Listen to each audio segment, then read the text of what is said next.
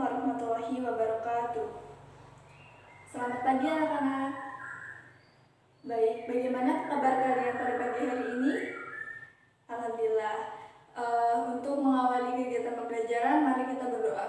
Kepada ketua kelas silahkan untuk memimpin doanya. Oke, berdoa selesai. Sebelumnya Ibu akan mengecek kehadiran siswa dulu ya. Yang pertama, Anissa. Anissa hadir? Hadir. Dewi hadir? Dewi hadir. Rofiko kenapa duduk di belakang?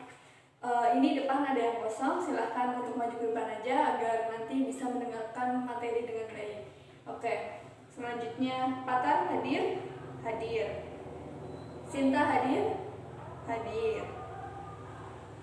Amelia hadir? Hadir. Dwiki hadir? Hadir. Tama hadir? Nggak tahu. Oh, katanya sakit. Sakit apa? Oh, demam. Kalian udah menjenguknya? Belum.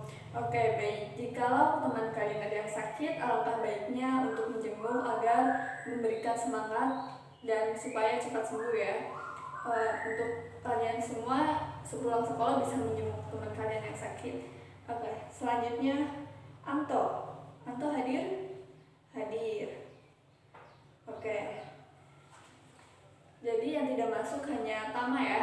Baik, alhamdulillah kita semua diberi kesehatan sehingga dapat melaksanakan kegiatan pembelajaran pada pagi hari ini.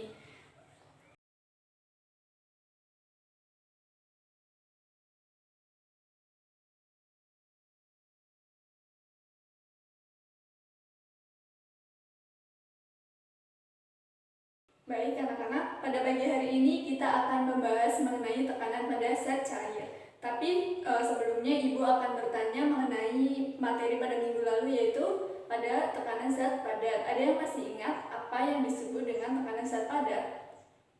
Baik, Rofiko silahkan. Ya, betul sekali. Ada yang ingin menambahkan? Oke, Mbak Dewi silahkan. Ada yang lain? Mas Fatar, ya silahkan Mas Fatar. Baik, bagus sekali.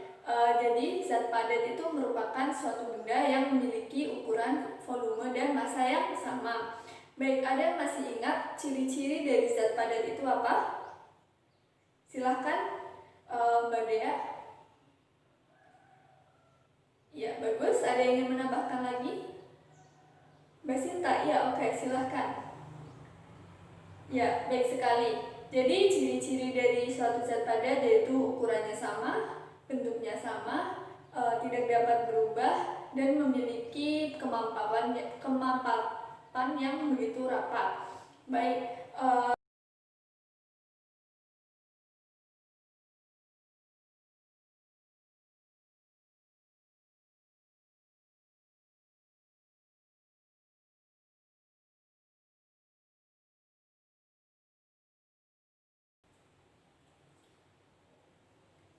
waktu kecil, kita pasti pernah main di pinggir kolam, terus iseng lempar batu ke dalam air. Waktu batu itu tenggelam, kita bertanya-tanya, kenapa batu bisa tenggelam? Kita mungkin berpikir, oh iya, mungkin karena batu itu berat. Tapi terus kita lihat kapal yang jauh lebih besar dari batu itu, kenapa bisa terapung di atas air dan tidak tenggelam? Lalu kita penasaran kan? Kenapa itu bisa terjadi?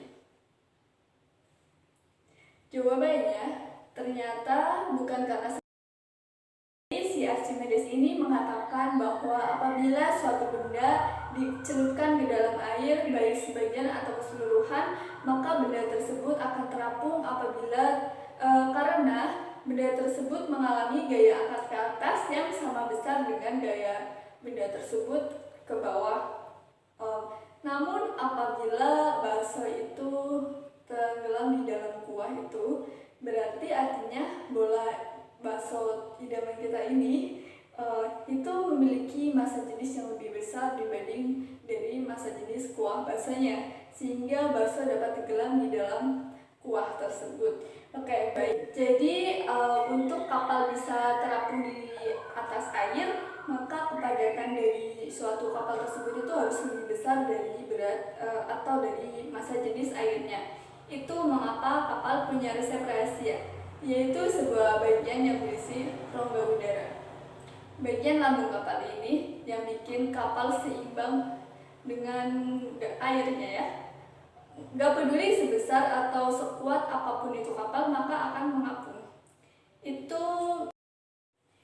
Itu membuktikan bahwa pada zaman dahulu itu ada kapal Titanic yang tenggelam di laut Esan ya. Itu mengapa? Karena kapal Titanic itu menabrak es, sehingga ada kebocoran di bagian bawah kapal dan rongga-rongganya itu terisi air penuh sehingga kapal akan tenggelam. Bagaimana dengan kapal selam? Kok dia tenggelam? Oke, baik. Jadi pada kapal selam itu apabila saat ingin tenggelam, maka kapal tersebut akan membuka bagian rongganya itu agar terisi air sehingga kapal akan tenggelam. Dan apabila ingin terapung lagi ke atas, maka otomatis airnya itu akan dikeluarkan lagi sehingga yang dimaksud ini dengan diving, sehingga si kapal selam ini akan terangkat ke atas. Kapal yang besar dan batu yang kecil itu memiliki perbedaan. Kalau kapal yang besar bisa terapung di atas air dan batu yang kecil justru malah tenggelam di air. Yaitu tadi bahwasanya kapal itu memiliki rongga udara karena massa jenis kapalnya juga harus lebih besar dari air sehingga kapal akan terapung. Oke. Jadi pembahasan kita pada pagi hari ini itu yaitu mengenai pada tekanan zat cair.